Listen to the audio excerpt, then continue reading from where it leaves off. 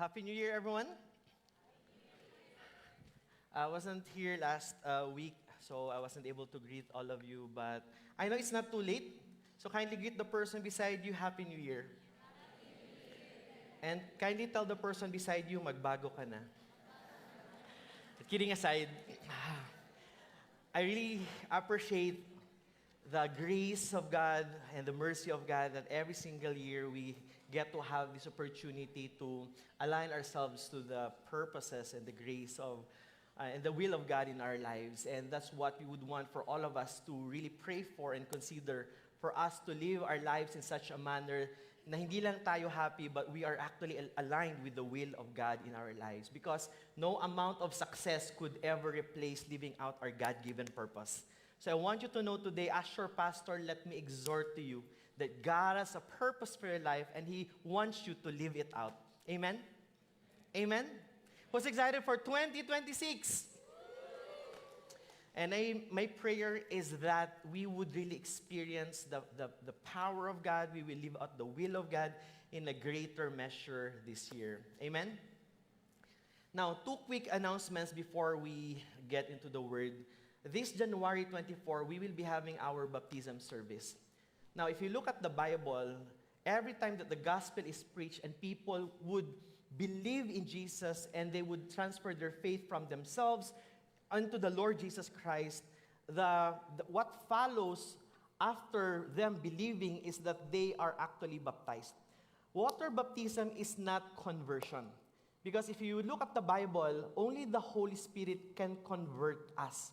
But water baptism is signifying that I don't want to identify myself with the world, that I am now dead to sin and I am alive in Christ. So if you've been through the first chapter of 1:1, and if you have really placed your faith in Jesus and you declare that He is your Lord and Savior, we want to invite you, let's go through this baptism service. Guys, you don't have to pay for anything. All right? Just scan the QR and we would invite you we will be having a short orientation. So we'd like to encourage you, if you have placed your faith in Jesus, maybe this is the starting point of your journey with this church community. All right? The second announcement is our Walking in Victory. We don't just want you to attend victory, we want you to experience the mighty purpose of God in your life. So we want to invite you, if you would want to grow deeper in your faith, in your walk with God, the only thing that you need to have at least is finish 1:1. So we hope that you would, I hope that you would register and journey with us so that you would experience just the foundation, just you would be deepened in the foundations of the Word of God. All right? So if you have more questions, you do approach us and you may ask us as well. Before we get into the Word, I just want to call on Zif. So this is Zif. You've heard her exhort earlier. How many you're blessed with the life of Zif? She's been exhorting, and she was actually our discipleship admin for a couple of years, right? Hindi pa po siya ikakasal, don't worry. Now, the reason why we're going to pray for her is because this Tuesday she's flying to Manila and she will be studying in our School of Campus Ministry. Come on, give it praise. As a church, we value the next generation and we believe that the future leaders of our nations are in the campuses. Did you know that 90% of the people who place their faith in Jesus, they do so before they reach the age of 25? In other words, the people in the campuses are very open. And so what we want to do is to reach out and disciple these students. Now, Zif, she was reached out in the campus by a campus missionary who's so beautiful and passionate. Her name is Audie. And Zif is a product of our campus ministry, and now she will be a campus missionary. So you won't be seeing her for the next... Sipapahan po natin. Okay. Now, you won't be seeing her until May because ang graduation niya is May 28. All right. So starting this Tuesday, she's flying to Manila and she's going to attend the School of Campus Ministry. I've been there, Audie had been there, Loris had been there. And now, we will continue to disciple the next generation and we will continue to send more to the School of Campus Ministry. So ngayon, pagpe-pray natin si Zif.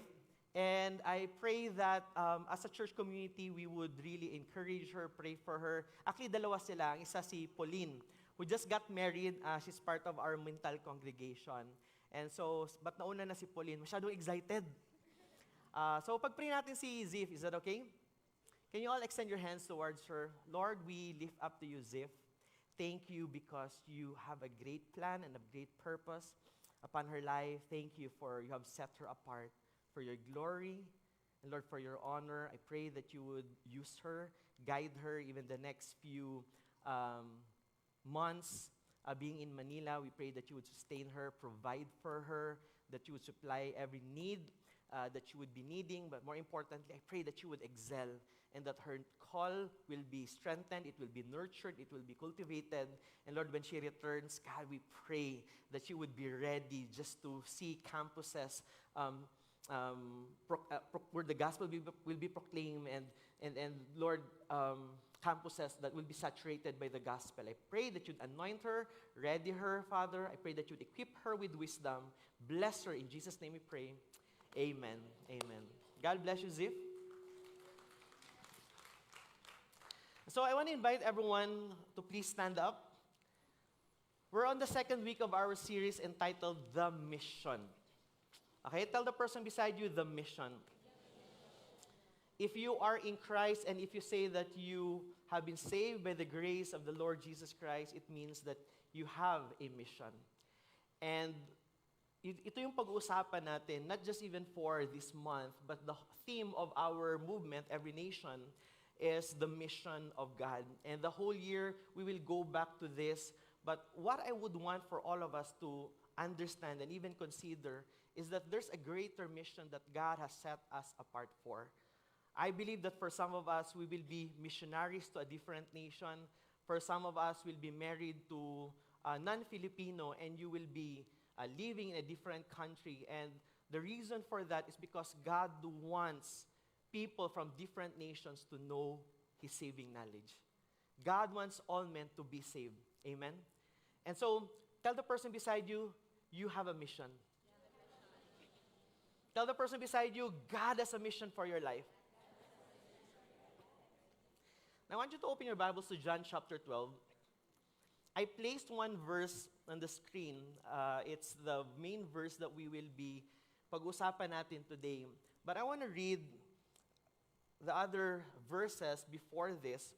In verse 27 of John chapter 12, open your Bibles.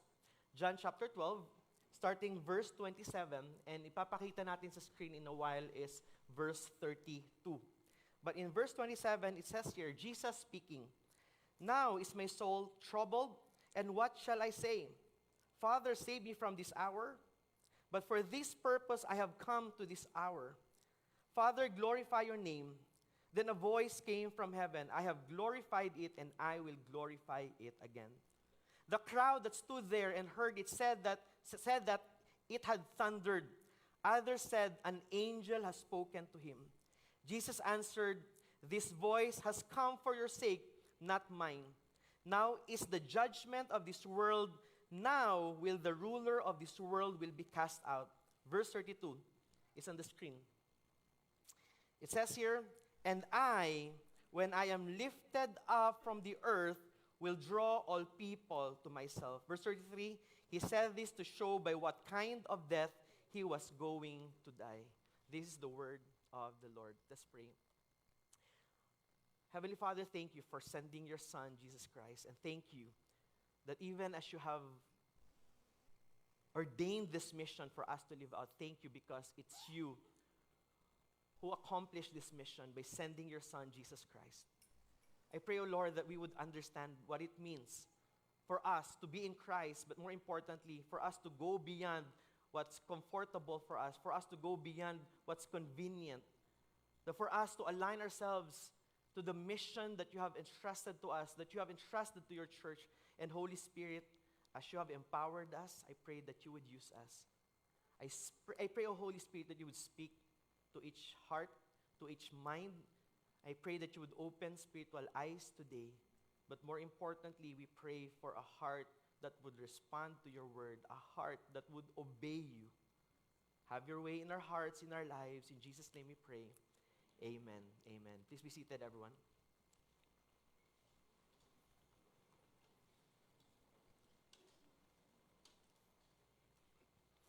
Now, if you ask people, why did Jesus come into this world? Some people would say, for us to celebrate Christmas. Others would say, for Him to teach us God's ways. For others, they would say to love us. Or others, they would say to forgive us. Those are all true, but it's not deep enough. The picture is incomplete. You see, if you look at in the beginning from Genesis to Revelation, we could see how God intended. He intended for us to be restored into a relationship with Him. If you look at the story of the Bible in Genesis, God created the heavens and the earth. He created man and woman to worship Him, to adore Him. How among you love worshiping the Lord? But what happened in Genesis chapter 3 is humanity turned back on God. And so, from Genesis chapter 3 until Revelation, until the New Testament, we could see how God was on a rescue mission. And God intended for man to be restored, to be reconciled in a relationship with God. If you look at where we're at right now, ang dami sa atin, we're living in brokenness. You know why? Because we are separated from God. That's what sin does. And so, God was on a rescue mission, and He sent His one and only Son to be that missionary. But not just that. We have to understand that Jesus did not come with a mission.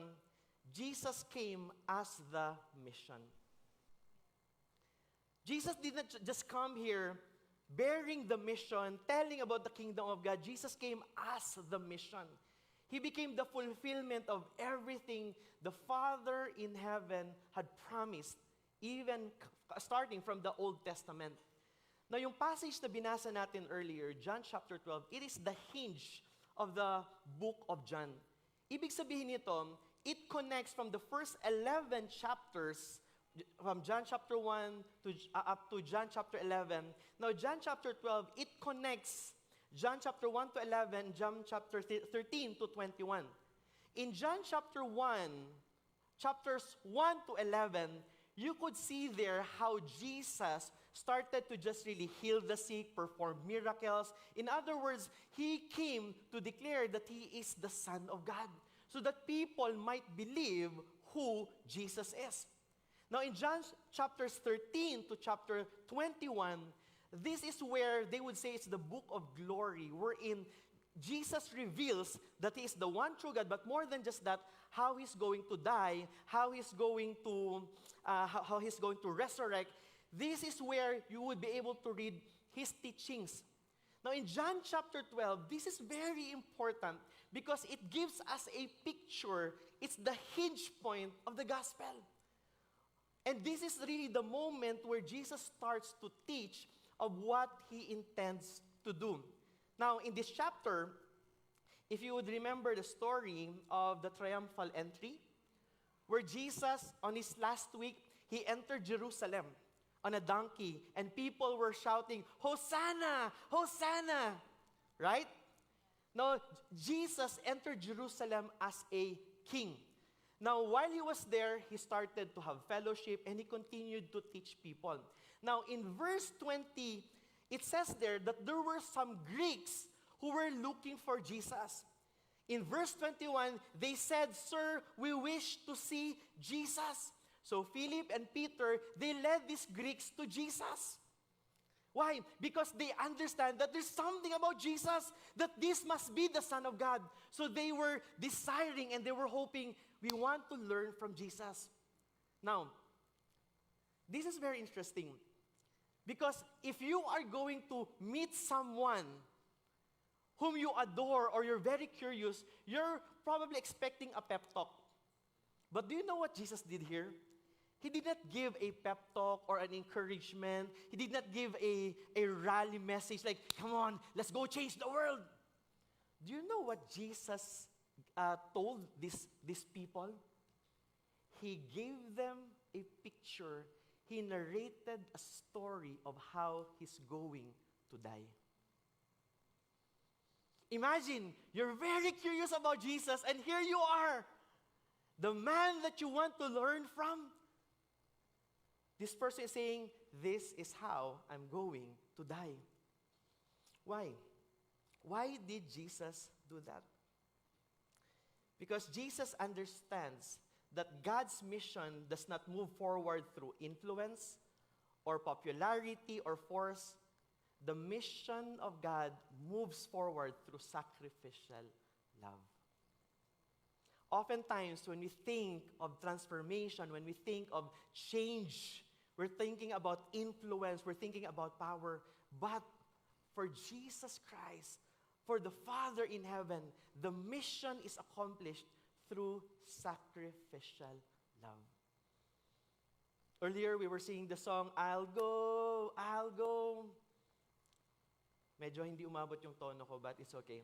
But the message is there. The heart is there. You would only go not when you are motivated, but when you understand that there's this great love that you've experienced and you want other people to experience the same kind of love. And so, Jesus says here in verse 32, and I, when I am lifted up from heaven, will draw all people to myself. Now, John clarifies here, the word I am lifted up, it does not represent to be exalted, to be worshipped. But what Jesus was giving as a picture here is how he's going to die. In other words, he's going to die a brutal death. He's going to die through the means of crucifixion.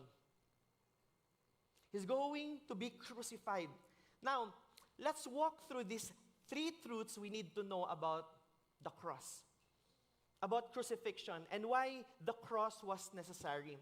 The first truth that we all need to learn and to know is this, that the cross reveals the true glory of God.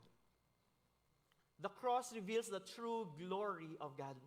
Now, for many of us, we're thinking, hindi ba pwedeng Jesus would just come here and then these legions of angels would come and then there's these mighty angels would come and show up and defeat the enemy? Honestly, he could have done that. But if you look at how the Bible actually portrays what it means for us to be forgiven, in the Old Testament, remember that a lamb has to be sacrificed for the atonement of our sins. And guess what God did? He sent His Son Jesus to be the Lamb of God who takes away the sins of the world. So in fulfillment of what God has instituted in the Old Testament, His very Son, whom He loves, had to be that substitute for our sake. Now, when we think of the cross, when we think of crucifixion, we think of it as a religious symbol. We think of it like, wow, kung may cross ka, you must be a Christian. If you have this cross, then probably you're cool, you love Jesus. But a lot of people, they do not actually understand what the cross really means for us. Because during the time of Jesus, the cross is a symbol of the most humiliating and the most excruciating form of punishment reserved only to criminals. And for Jesus, the Son of God, who lived a perfect life, who left this glorious place in heaven and came into this world, entered our pain, entered our world, and go through the pain of what it means to be human, and for Him to be crucified. I'd be the first to say that He did not deserve it. But Jesus went through all of this. He was crucified for my sake, for your sake. You see, the cross is not just a religious symbol. Jesus had to go through this excruciating, humiliating punishment so that we would experience what it means to be loved, what it means for us to be forgiven. But not just that. If you look at John's Gospel, Jesus keeps calling the cross His hour. The hour has come. The hour has come. So, and when you think of crucifixion, when you think of the cross, Jesus would always say, the hour has come. And the hour that He was referring to is the hour where the Father will be glorified. Now, I love this because if you look at the Bible, glory is not about raw power. Glory is love revealed at great cost. And if you look at the cross, God was revealing His great love demonstrated through Jesus and in Jesus. Now, here's what I want us to understand. At the cross, we see that God is not a distant judge demanding sacrifice. God is a Father who sends His Son, Jesus Christ, who willingly lays down His life for you and I. So God is not merely telling us to be loving, He is showing us what love truly is. And here's what Jesus did. What Jesus did was this. He turned an instrument of death and humiliation into the symbol of redemption, which is the cross.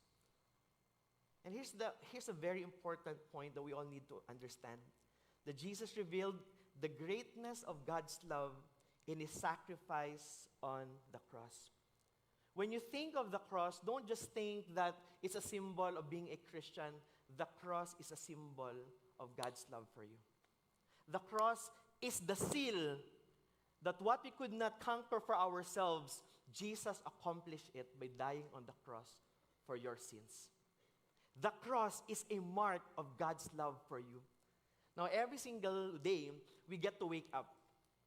Now, what's the very first thing that you do in the morning? How many here, you pray immediately? How about you read your Bible? How about you check on the messages on your messenger? Now, here's a question that I would want to ask. What do you do for you to be reminded that you are loved each day? This morning, when we woke up, my wife woke up before 6:30. Lagi niya inunahan yung alarm clock niya. She woke up and then she kissed me and she told me, "My love, quiet time muna ako." And she started her day, instead of just really trying to get affirmation from her husband, she spends time with God to be reminded that I am loved by God, that I am valued by God, that I don't get my validation from my husband, I get my validation from God Himself. You see, each day we get to be assured, we get to be affirmed that we are loved, not because we do things for God, but because the cross already happened, where Jesus declares, "It is finished." Church, the cross is a demonstration, a display that you are loved by God. 1 John chapter 4, verses 9 and 10. John writes here, he says, "In this, the love of God was made manifest among us, that God sent His only Son into the world so that we may live through Him. In this is love. Not that we have loved God, but that He loved us and sent His Son to be the propitiation for our sins." What the Bible tells us is that God sent His Son Jesus as a manifestation, expression, demonstration of His love. So the cross reveals the true glory of God. Now, if the cross reveals who God is and how loving He is, what does the cross reveal about us? The cross exposes the depth of human need. The cross exposes the depth of human need. Here's what Jesus said.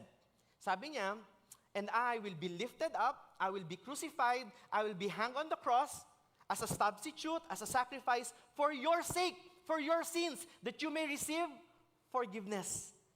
And when you're forgiven, you are justified, and then you're reconciled with God.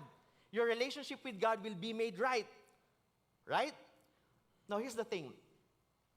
In verse 32, Jesus writes there, "I will draw people to myself." I will draw people to myself. Now, why do we need to be drawn to Jesus? Why do we need to be drawn to Jesus? Because left to ourselves, we do not drift toward God, we drift away. Tanong ko lang, sino sa atin dito, you always make that New Year's resolution, "Lord, magpapakabait na ako. Lord, I'm going to serve you." Paulit-ulit tayo, "Lord, I'm going to commit again. I'm going to renew my devotion to you."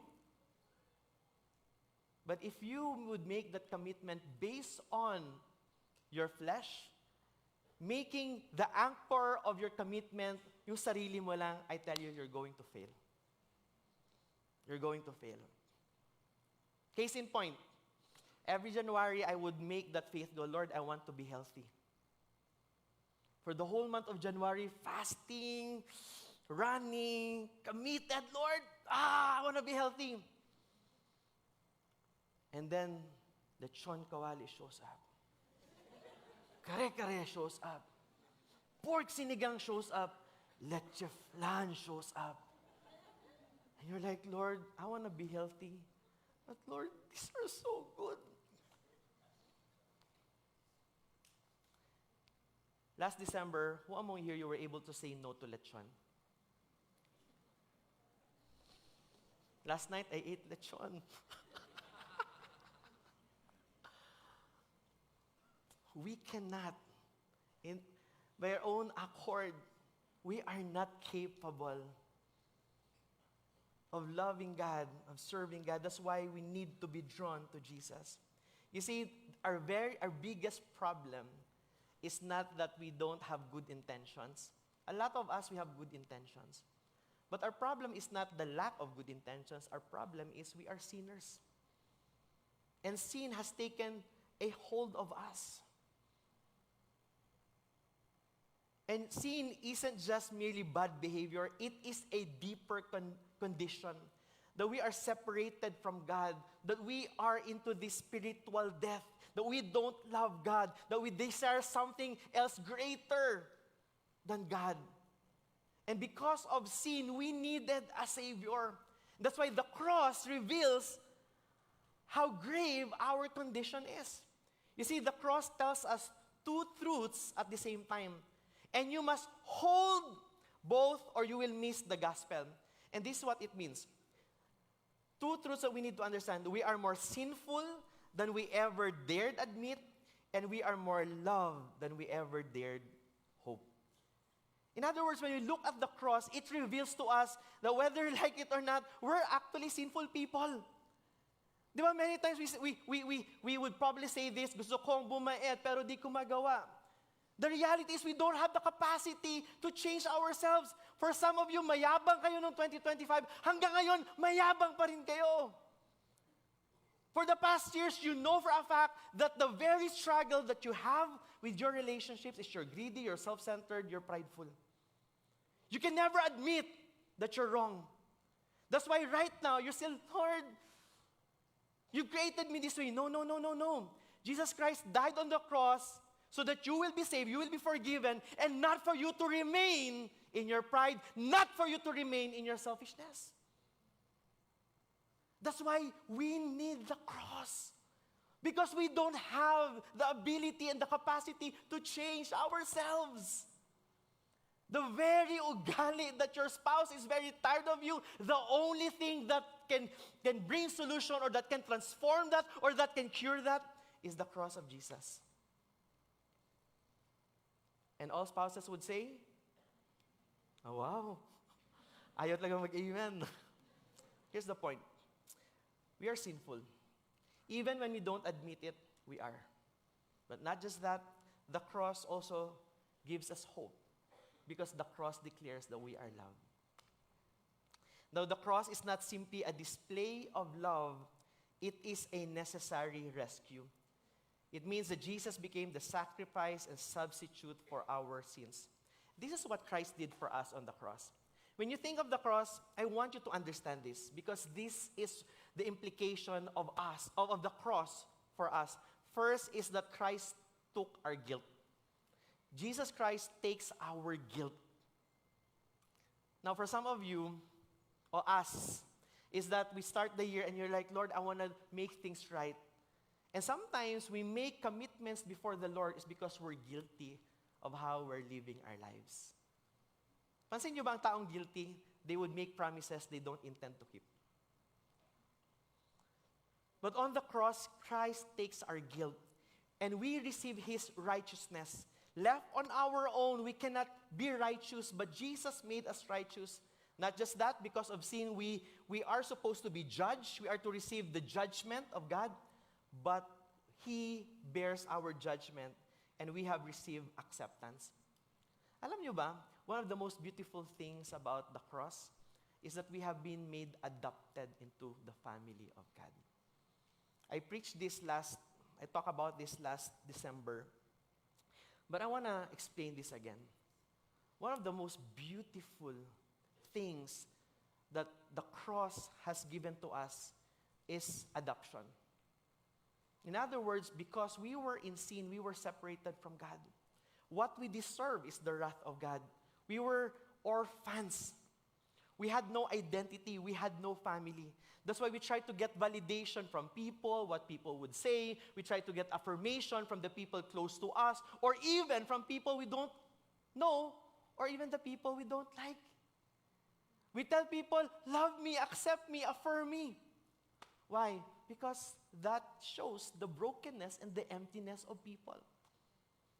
But do you know what happened because of the cross?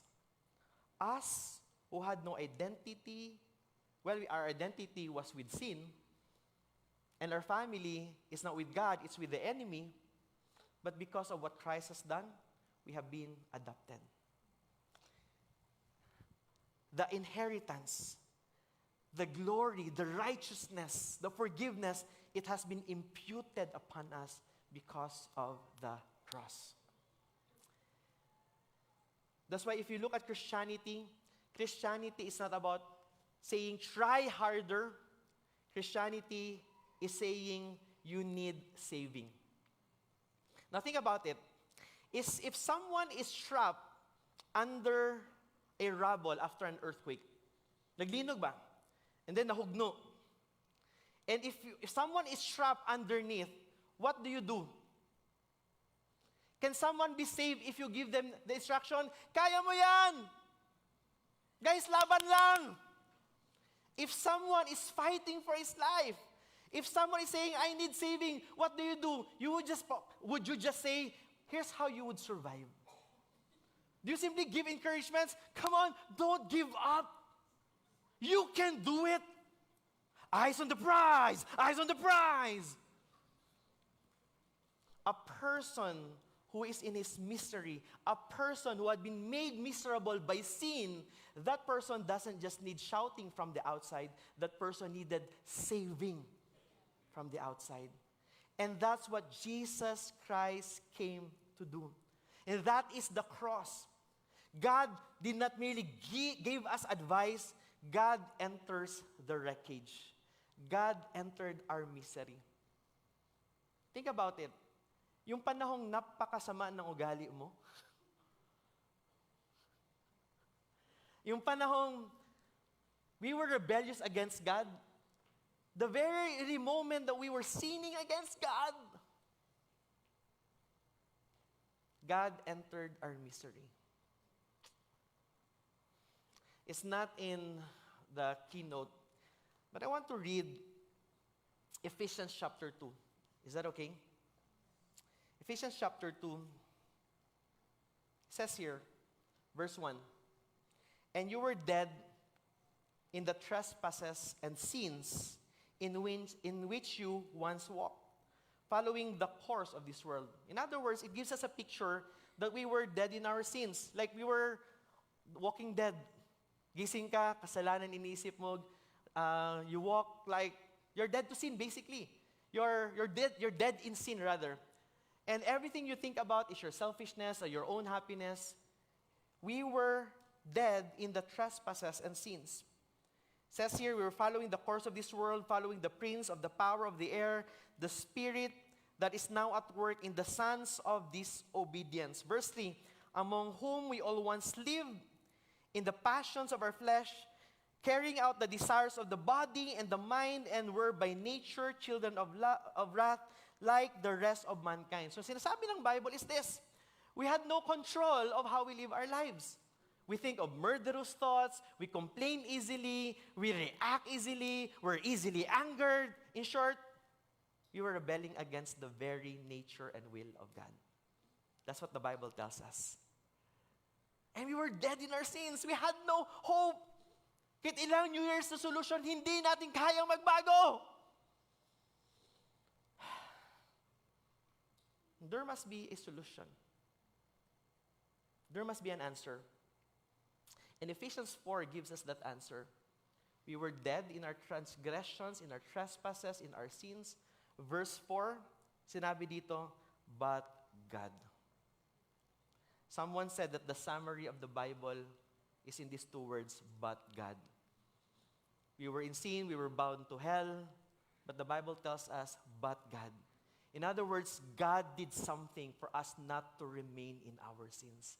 The Bible tells us here in verse 4, but God, being rich in mercy because of the great love with which He loved us, even though we were dead in our trespasses, made us alive together with Christ.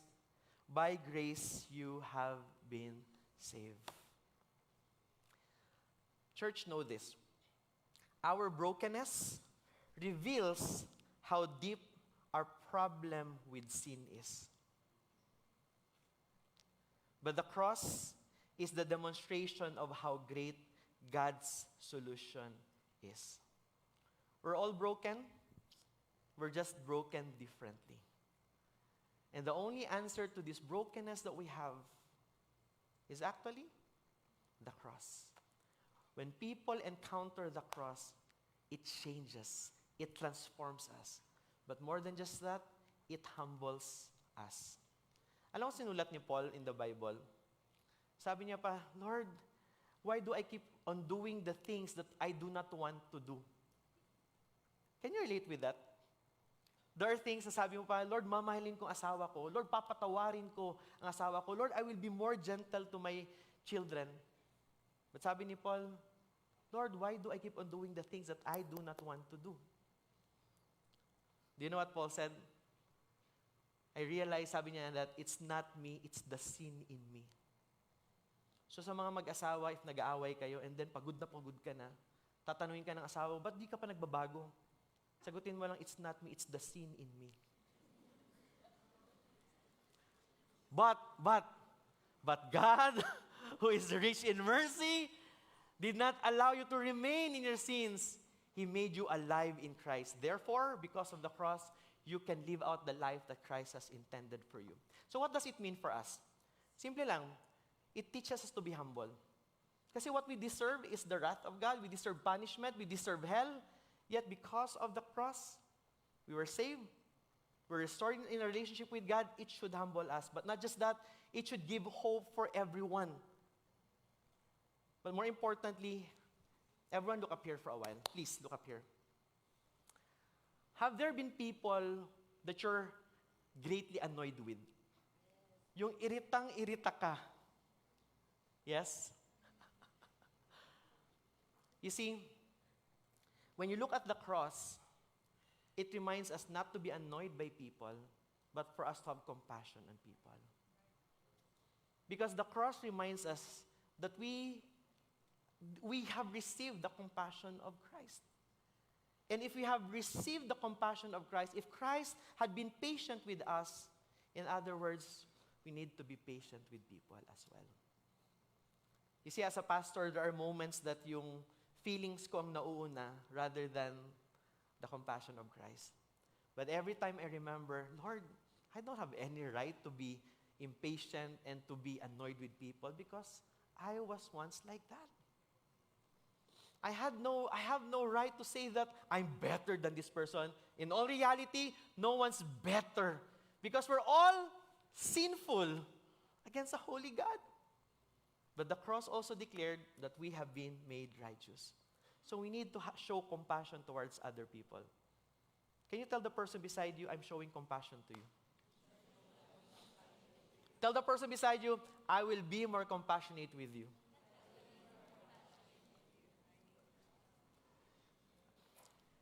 Now, as we talk about the mission, we understand that the cross reveals the true glory of God, and the cross reveals the depth of our human need, which is we need saving, we need salvation. Now, what does it mean for you and I? The cross is central and the source of our mission. Na ibig sabihin nito, because of the cross, it is now the foundation, it is the reason, it fuels our daily living. Ibig sabihin nito, we wake up each day knowing, Lord, I'm loved. Lord, I am forgiven. And now because of the cross, I get to tell other people about what you've done on the cross for them. No, you don't approach people and say na, hala, la, la, la, la, la. Hindi po ganun. Alright? But what it simply means is this. People that you meet each day, they're broken. And they need saving. Yes, they're in sin. That's why they need the cross. That's why you need to show them what it means to live a life that's forgiven, a life aligned with the cross. That's why you need to speak hope. That's why you need to speak about the compassion, about the forgiveness that is available on what Christ has done on the cross. In other words, the cross is not just something that you wear. The cross is something that you bear. The Bible says in Luke, Jesus says, if anyone wants to follow me, he says, die to yourself. Do you know what that means? Gigising ka araw-araw and say, Lord, I'm dying to myself. Yung flesh ko, Lord, yung needs ko, yung gusto ko, Lord, yung desires ko, yung personality ko, Lord, yung gusto ko, Lord, I'm dying to myself. And Lord, I take up my cross.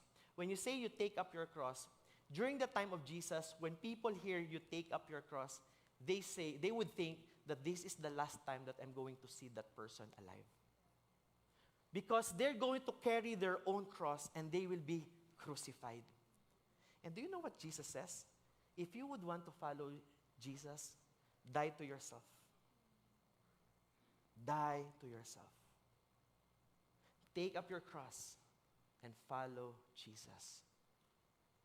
Now, Jesus never said that I will draw people to my club or to this movement that I'm going to make, or I will draw people into this amazing experience of worship. Jesus said, I will draw people to myself. Do you know what that means? Is that the people who are far from God, they need to be drawn to Jesus. And that is our mission. The reason and foundation of our mission, the center and the source of our mission is the cross of Jesus. I love how the Apostle Paul explains this in 1 Corinthians 15. Sabi niya pa, for I delivered to you as of first importance. Ulitin ko ha. For I delivered to you as of first importance. In other words, when you think of first, it means the first. If Audie would tell me later, my love, I'm going to give you money later. I want you to go to buy groceries. First thing that you need to buy is size 10 US shoes. Okay? Now, other things, yung asin, yung suka, yung vinegar, okay naman, pero unahin mo muna yung sapatos para sa'yo. In other words, there's this first importance. So when I go to the department store, when I go to the mall, what is of first importance na bibilhin ko? Yung first importance na sinabi niya, which is, tama, di ba? Here's the point. If there is a message that is of first importance, it is this. He says, of first importance, what I also received. He says, I received this message, now I delivered it to you of first importance, that Christ died for our sins in accordance with the scriptures, that He was buried, that He was raised on the third day in accordance with the scriptures. In other words, is the message of the gospel. Because the only thing that can transform the hearts and the lives and the condition of people, whether people with anxiety, with depression, people with miserable marriages, what can transform the heart is the message of the gospel. And a lot of people, I've seen people post in their social media, this year I will prioritize my peace. Let me tell you this, you will never experience peace unless you are reconciled with God. And you will never experience peace unless you obey God. Guys, I tell you If a pastor would say, I will protect my peace, probably a pastor will never meet anyone. Tinod-anay lang. But the reason why we were able to serve God's purpose with such joy, despite of the many things that we try to juggle, it's not because we're capable, but because the peace comes from God. The peace comes from God. And you will only know real peace, real joy, real hope, real love when you are restored in the relationship with God. Do you really want to be happy? Be happy in the Lord. Do you want to have peace? Experience God's peace. Bisag unsa pa kalisod ang kinabuhi, you will always be able to say, Lord, I'm going to be okay. Because I have my great confidence in you. Know this. Without the cross, there's no salvation. Without the cross, there's no forgiveness of sins. Without the cross, there's no freedom from the bondage of sin. Ganun ka-importante yung cross. Without the cross, we will remain in our brokenness. Without the cross, yung ugali nating galit na anoy yung mga pamilya natin sa atin, there's no hope of changing. Because of the cross, it's not just about behavior modification. Because of the cross, we can experience heart transformation. That's why the cross is central. That's why the cross is the source. That's why the cross becomes the reason we go and live out for God's mission. Now, this is very important. I wanna say this. Christ's sacrifice on the cross is the reason for our justification and reconciliation with God. Therefore, the cross is the foundation of our mission. I want to explain this for a bit. When you think of Christ's sacrifice on the cross, first and foremost, listen to me, it becomes very personal to us. Why? Because we have been justified. Alam yung word na justification? In short, you have been justified. You have been made right. Now, when a judge declares to a convicted person, or not a convicted person, when a judge would tell a person that you are guilty, then that person is convicted. But when a judge would say that you are not guilty, in other words, this person has been justified. In the same way, in the eyes of a holy God, we have all sinned against Him. But because of what Christ has done on the cross, Christ's righteousness had been imputed upon us, not by earning it, but by receiving what Christ has done. Therefore, as we receive this justification, we don't settle with simply saying, Lord, I'm happy, and this is a very personal to me. From being very personal, we become missional. So the cross of Jesus is the reason for our justification and reconciliation with God. Alam mo reconciliation? In other words, we're not just made right, now we get to enjoy the relationship with God. We enjoy His promises. We enjoy His presence. Now that we are justified and now that we are reconciled with God, we are confident with the message and the experience that we have. Therefore, the message of the cross is the foundation of our mission. So here's this one point that I want all of us to know. Christ's sacrifice on the cross is the gift of salvation everyone must receive, and the good news everyone must know. If there is one faith goal that I don't want you to miss out this year, is for your family and friends to know the salvation that God offers them. It is a free gift that God offers to everyone. It is a good news that everyone must know. I tell you, no amount of millions will ever compare to the gloriousness of being restored in a relationship with Jesus. Because no amount of money can ever give us the peace that only God can give us. So this message is a gift for people to receive. It's a good news for everyone to know. You and I have been empowered to proclaim this message and to live out this God-given mission. Now, how do we respond to this? How do we respond to this message? First is this: devotion to Jesus. Devotion to Jesus. I cannot comprehend how one person would hear about the cross and not respond. We're sinners and yet we have been forgiven and we have been loved. So the first response is not, I will do more. Our response should be, I want Him more. You see, devotion is not admiration from a distance. It is surrender. It is worship. It is adoration. It is returning again and again to the center that Christ was crucified. And in those moments that our hearts had been calloused, it's not another song that we need. We need to return to the message of the cross. Devotion to Jesus. Here's my question. Are you devoted to Jesus? Are you devoted to who God is? I tell you, no amount of travel and business opportunities can give you the joy and the peace that only God can give. And I want to tell you that this year, you are not in control. You never know what the future holds. But do you know who holds the future? It's God.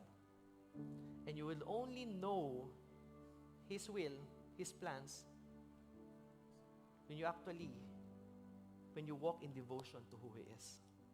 Devotion to God. Second response is compassion for the lost. The cross reveals that we are in need of a Savior. So what do we need to do? We need to see other people to who they truly are. They're sinners needing salvation. That's why our very response is this. It's not judgment. It's not making yourself as the reference point. Ako gani, ing ani ko. What people need is not our judgment. What they need is our compassion. Compassion for the lost. Compassion for the broken.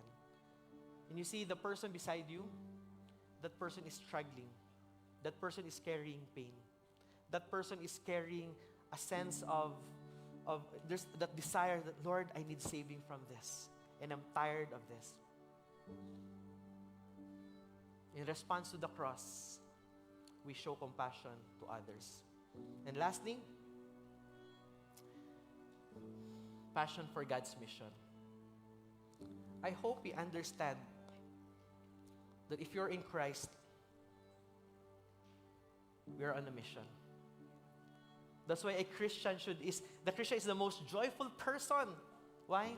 Because there's a mission that we get to live for. And what is this mission? Do we go to the nations?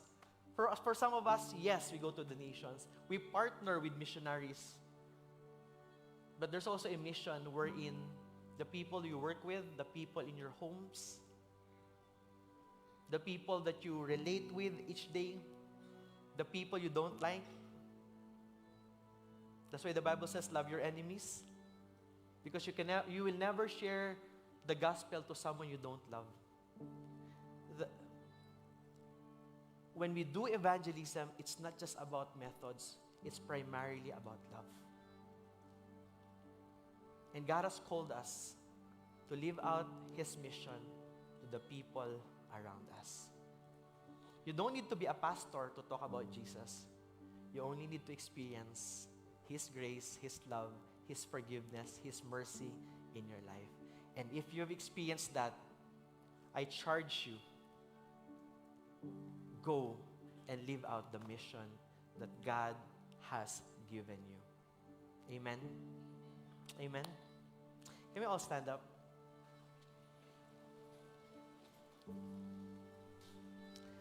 We'll be praying, but at the same time, I want us to be reminded of Christ's love for each of us.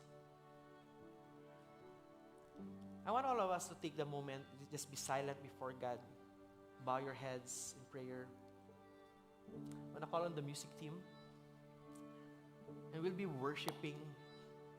But before we sing a song, I want you to come before the Lord, to go into the very feet of Jesus. I want you to respond to the cross. And I want you to make that commitment. Lord, I want the cross to have its mark in my life. And I want you to respond in such a manner that's fitting to what you've experienced with the cross of Jesus. Maybe it's devotion to Jesus, but it's compassion for the lost, it's passion for God's mission. I want you to respond to the cross of Jesus. The next few seconds, I want you to pray to Jesus. And I want you to commit and respond to His cross. Go ahead, start praying.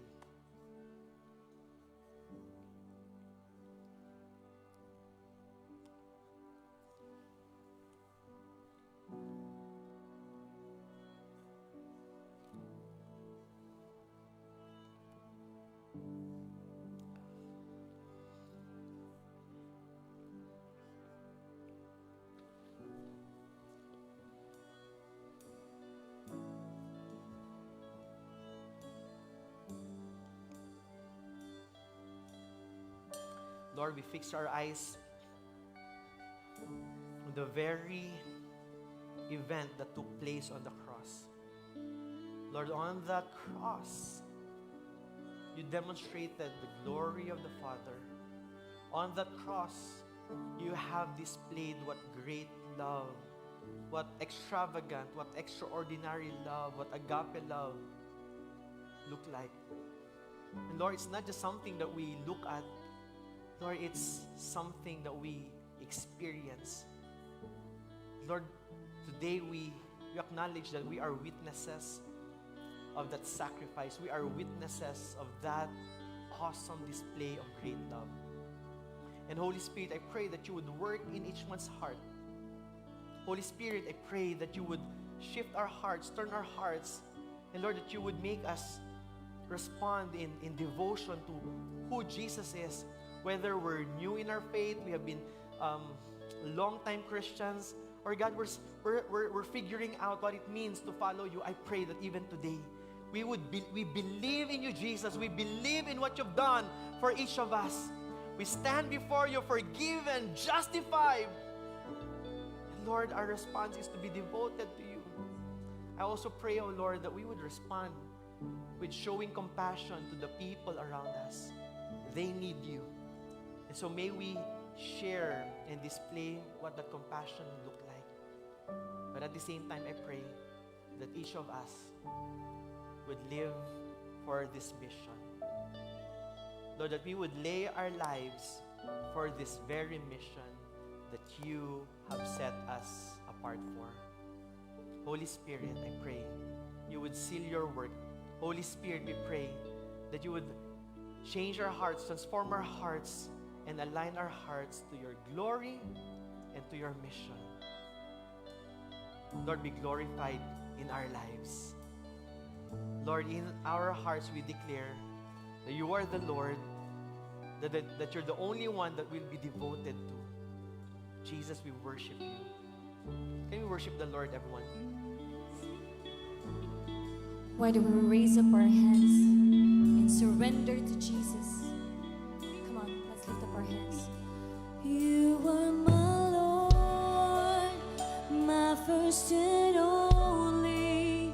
You are my God. You are worthy. You are my Lord, my first and only.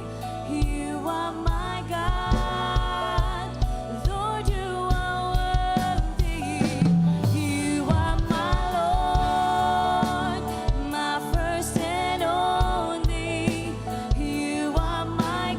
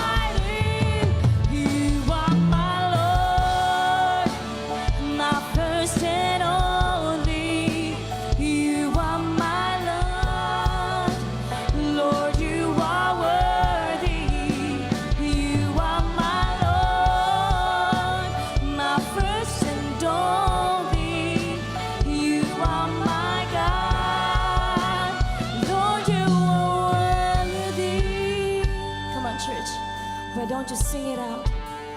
You are my Lord. Lift up your voices. Yes, Lord.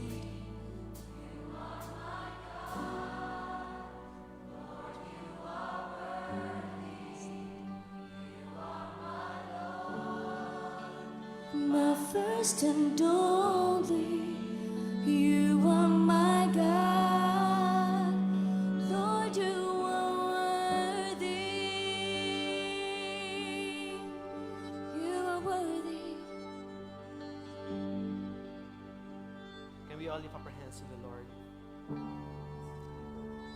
Lord, we repent if there's anything that we have allowed to take your place in our hearts.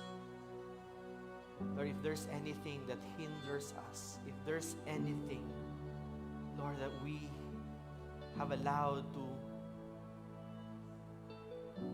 steal our joy, that we have allowed to be our source of validation, Lord, we repent. Lord, today we just want to say, you deserve our all. Lord, you deserve our all. So Lord, I pray that you would have your way in our hearts and in our lives. Lord, we pray that you would move us from our place of convenience to a place of mission. I pray that you would reveal to us every single day the power of the cross, the message of the cross. And Lord, I commission each one. May we live our lives in accordance to your love, in accordance to your grace, in accordance to your mercy. Lord, we will live our lives for this mission. Lord, you are worthy of our lives. Lord, we will glorify you. We will praise your name. And I pray that even this week, give us opportunities to talk about you, to share about you. I pray that we will share your love, your forgiveness to the people who are broken, to our families, to our friends, to our office mates, to our classmates, Lord, to our parents. Give us the boldness. Holy Spirit, I pray that you would embolden your people, that your love would be revealed in such a way that is so clear that we are compelled. The only thing, Lord, that we would say is, God, you are worthy. And we're going to talk about you. Thank you, Lord, for your great love. I pray that you bless your people, bless each of us. The Lord bless you and keep you. The Lord make his face to shine upon you and be gracious to you. The Lord lift up his countenance. I pray, God, that you would bless us with your peace. You are our peace, Lord Jesus. Even as we go, may we bear this peace, may we live this peace, and that may we be able to demonstrate, display, and share this peace with the people around us. Lord, thank you that even as you're sending us, we will be the salt and light in this world. We love you, Lord, but more importantly, thank you for loving us. Use us for your glory and honor. In Jesus' name we pray. Everyone say, amen and amen. Amen. Our gathering has ended. Our service to the world begins. Go be the salt and light. God bless you all.